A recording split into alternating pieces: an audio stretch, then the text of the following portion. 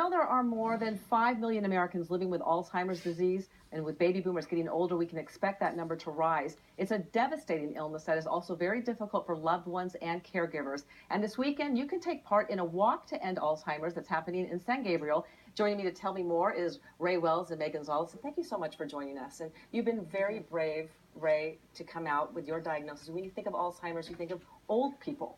And you're 56 years old. Yes, I am. Tell me how that's affected your life, because you've been brave and you handle it with humor. I'm brave. I'm not as connected as I used to be with everything, but you know, we're just dealing with it. That's what we are. It's wonderful that you've been raising awareness. You know, even throwing out the first pitch at Dodger Stadium, and May as his spouse and caregiver, and you're even younger.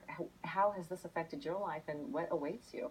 Well, what awaits me is not fun, but it's affected us greatly. I mean, we are young. We're in the peak of our, in our earnings and career-wise, and we have kids in college. So there's a lot going on in our lives in general, and then to layer on top of it, having to take care of Ray, where he's not able to do a lot of the things that he had been able to do before. He can't drive anymore, for instance. And what kind of signs did you see at first that made you have a clue?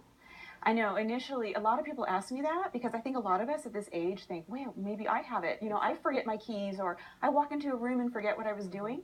But no, it was very evident. He stopped being able to do really basic everyday chores. So things that he had done every morning for years, like make coffee, suddenly he was having challenges with making coffee and forgetting what to do. And I think you called it executive function. Interesting. Yes. And Ray, do you feel different now? And how your friends have really reached out to support you? My friends have been great. They've been fantastic and helped support us on the ride and everything else. But I don't really feel any different at all. And I'm grateful for that.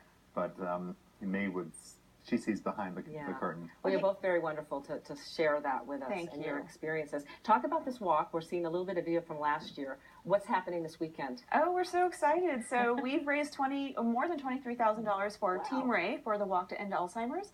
And it is sponsored by the Alzheimer's Association. The Alzheimer's Association raises money for research, for caregiver and patient care as well, and advocacy.